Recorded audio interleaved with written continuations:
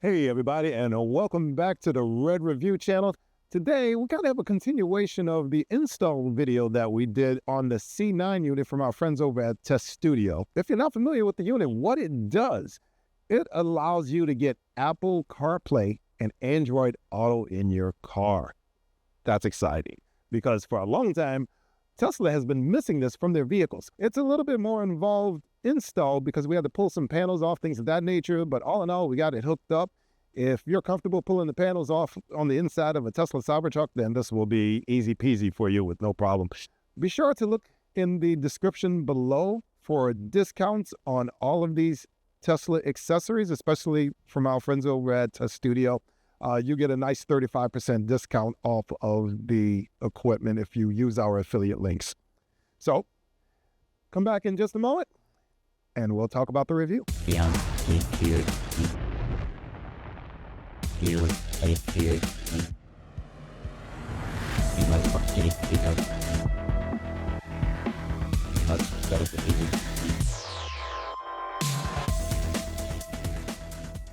All right, so we got the C9 here hooked up and it's ready to go. I actually have it hooked up to an iPhone for Apple CarPlay because I want to show you both Apple CarPlay and the Android Auto because there are some minor differences in how they look, and I know some folks are more comfortable with one more so than the other. But here we have Apple CarPlay on the C9. This is what it looks like. You can see the Apple Maps. Down here, you can select Spotify if you wish. There we go. We have Spotify that pops up there on this unit, and you can go ahead and play through the unit if you wish. At the phone screen, we can pull up the different apps by pressing this button on the lower left-hand corner a couple of times, and that brings up the apps. We can scroll through the different Apple CarPlay apps. My favorite app is this one right here, Waze. Who doesn't love Waze, right? Waze works really well. If you've never tried it, I highly recommend using it. It is better in a lot of ways than the Tesla onboard maps. It's better than that because Tesla get their map information from Google Maps.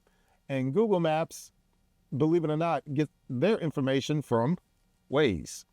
So all of the information that you ever see on Google Maps about speed cameras, breakdowns, not so much the traffic, but all of those little extras that make the maps a little bit more useful, all of that information is coming from Waze. I don't know if you realize that or not. And that's why a lot of people prefer Waze. I prefer Waze in a lot of different situations, but I've never really had it available because in none of my cars until now have I had Android Auto or Apple CarPlay. So for some folks, just for Waze alone is absolute worth having Android Auto and or Apple CarPlay placed in their car. And we tap on it right here and we can bring Waze up, and you can check that out to see what it looks like. It goes ahead, pops up, and it shows where you're at and things of that nature. When you first start the unit up, you get into a settings menu. Here, we're going to go in ahead. Let's get out of here. Not the Apple settings menu. To leave Apple CarPlay and go into the actual C9 unit, we got to go to car, and it has a little exit icon here. We press that. And what you're going to have, you're going to have the actual units display pop up. This is my favorite interface right now.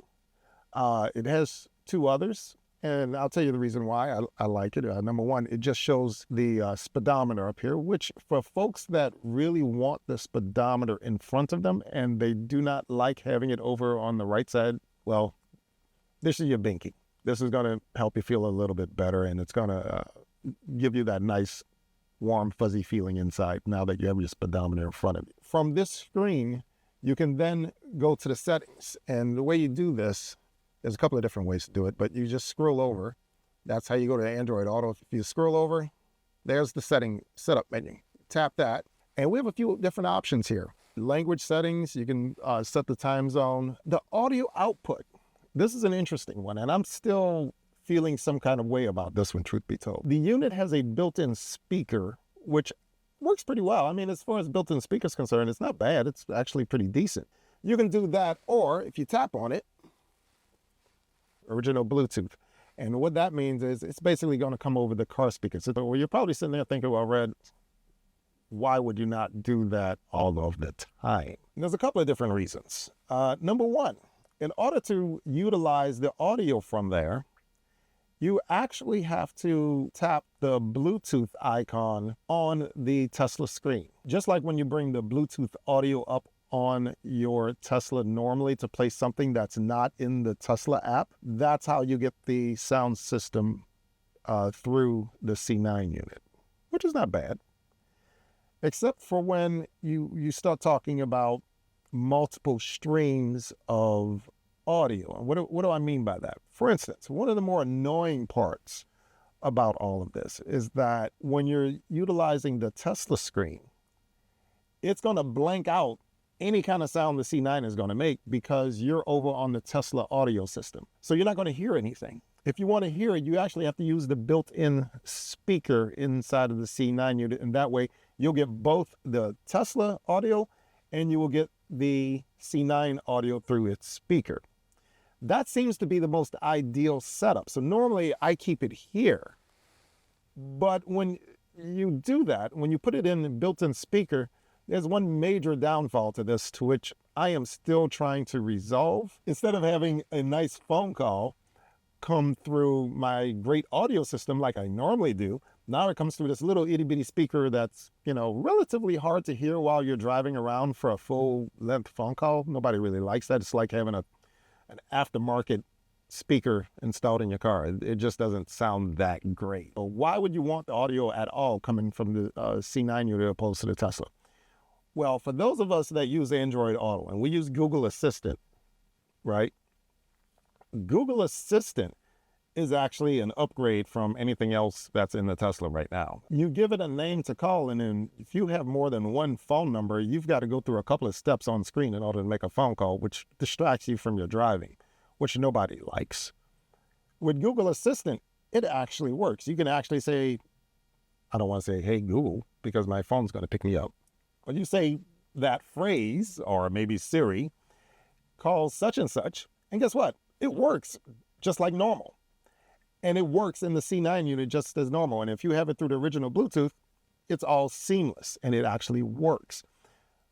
But you won't hear any response from Siri or Google Assistant. It will be muted because you have it set to the Tesla sound system, which it won't give it to you unless you have it set to Bluetooth. As I said, it's weird. It's different.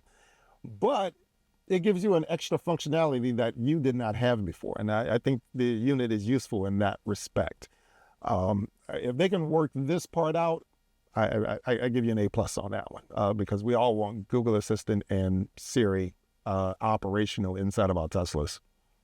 Because Tesla's good, and until Grok gets here, we don't know how good Grok is going to be. But for now, Siri and Google Assistant is it. So, moving on along. You have the 24-hour system. I keep mine in 24-hour because I like 24-hour time. Units of miles per hour. This is how you update the firmware in the C9 unit. There's a nice little instruction on how to do that. The next one over, phone link, full screen. Quite frankly, I don't know what it does. Day and night mode, you can put in automatic. It'll swap over from day and night automatically. You can manually set the brightness if you want. For the most part, it's pretty good. But I have found I have had to turn down the brightness at night. The last thing here on the lower right-hand corner, that is the theme of the unit. So this is where I was telling you about the few different screens you got. So you saw the speedometer that we had. If we press this, and it'll go to UI2. It just gives you the car in the middle of the screen. Now, don't be fooled by that little car in the middle of the screen. It looks like the same computer graphics as we get on the Tesla on the screen that shows us all the vehicles running down the road and all of this. I can assure you that this is not that. This is nothing more than a graphic of a car rolling down the road. There is no integration with the Tesla system whatsoever when it comes to the proximity of other vehicles on the road. It's just a fancy graphic. It's just eye candy. That's all it is, truth be told. It doesn't actually do anything, nor does it give you any useful information. As far as I'm concerned, the developers need to delete it and put something a lot more useful there. On the right side of the screen, you have the speedometer and the time. That's useful. it is. But this is what UI 2 looks like. So let's go back and look at UI 3. Here's what UI 3 looks like. Now, on the surface, this looks great. This is the one that this was my go-to when I first jumped into the truck and started recording, because it looks great. You have the speedometer on the left side, and what's on the right side over there, it actually has HP for horsepower, which sounds like a great idea. I love the idea. And you have, once again, you have the useless car in the middle. But quite frankly, the horsepower on the right over there is, how shall we say, equally as useless. If the unit actually gave you a measure of horsepower, or gave you a measure of what level of power you were using, some type of a power level that you were actively utilizing at any given moment, I would say it would be a great gauge. But that's not what this is. I'm going to put my vehicle in the drive. It's in the drive at the moment. I'm going to step on the brake. And what I'm going to do, I'm going to step on the accelerator pedal and watch what happens. It's in theory showing how much horsepower I'm using, but as you can see, we're not moving. I can guarantee you I'm not putting that much power to the actual drive units. What's happening here is that HP side is doing nothing more than measuring the angle of the accelerator. So when you're in FSD, just driving along down the road with the autopilot engaged, and you don't have your foot on the accelerator, it reads 0. The first time I did it, I thought it was broken, and I didn't know what was wrong with it until I realized it wasn't actually measuring the horsepower. It was actually measuring the angle of the accelerator. From that standpoint, it's kind of useless, guys. It doesn't help at all. It doesn't add anything. Tesstudio, guys, get on this one. You can do better. So we hit settings. We can go back to user interface number 1, hit return. Boom, we're back on our speedometer. Because quite frankly, that's the only truly useful thing on the native C9 screen. Let's go for a drive and we'll take a look at it. One of the major drawbacks of this C9 unit that I do not like, I suspect a lot of people are gonna have problems with it. As you notice, I am turning the steering wheel, right?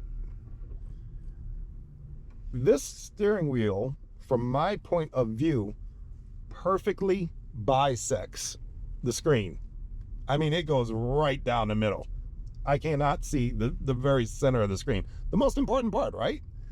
But it's amazing how perfectly bisects. Now, to get around this, Tesstudio does offer a yoke steering wheel for the Cybertruck that actually lops off basically the top portion of the steering wheel, and you can see the screen with absolutely no problem. I can see some folks doing that. I personally love my Squircle, okay? So I'm not doing that. So I just kind of bear through it and doing stuff on the big screen, more so than the C9 unit, truth be told. The two units do not really talk to one another, so when I make a map change in one spot, that change is not necessarily reflected on the other screen. The GPS up on the C9 unit, once again, it does not talk to the Tesla. So the Tesla has no idea where we're going. So if you try to engage FSD at this point in time, turn left on Heatherland Drive Southwest. See, there we go. Now it's coming over the car speakers. Road Southwest. So the audio is coming from the C9 unit, going down to the phone, and then back up to the car. That's what's happening. So if you really want FSD to work with the unit, you've got to put the same destination in both units, both the C9 unit and the Tesla onboard. If it's not in the Tesla onboard, FSD does not know about it. There's no way of knowing about it. So that is Apple CarPlay. Works pretty well. So what we're going to try next, we're going to try the Android Auto.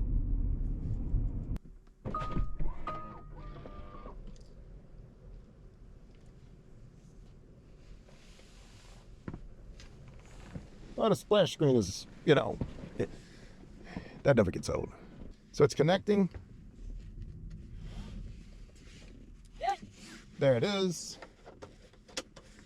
So that's Android Auto.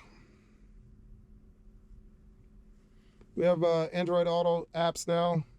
Instead of scrolling left and right, they scroll up and down. And I have Waze on here as well. So let's pull up Waze. But I'm going to say, hey, Google, Take me to the airport. Got it. Atlanta.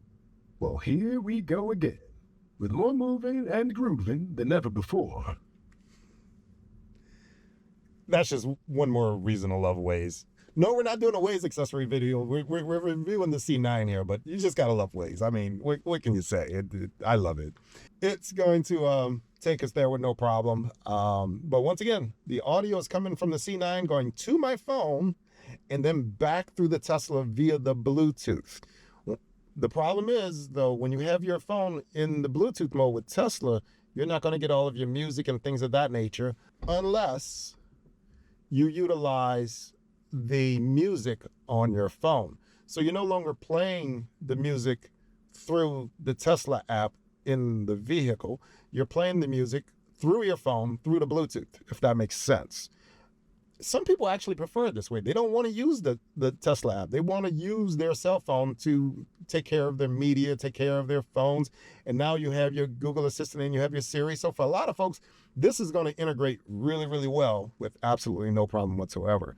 Other folks, there's going to be a little bit of a clash as you have to choose which one's going to be handling your media per se. So you can swap and use the Tesla system and turn off the audio from all the audio from the C9 or vice versa. And unfortunately, there's no way to combine the two right now outside of using the built-in speaker in the C9 unit. And as I said earlier, that's a bit of an issue when it comes to making phone calls and things of that nature. So there are pros and cons to each. So let's get on the road and start driving with the Android system. Same screen, same user interface for the C9. We can go over to Android Auto. Since I learned which way to scroll. There we go, Android Auto. And just like with the Apple CarPlay, we can bring up all the apps. Now we got it up. I don't like the fact that it's really hard to get rid of like this card right here. That card is annoying. I'm not using it most of the time, but for some odd reason, it feels the need to constantly keep it there. So here we go.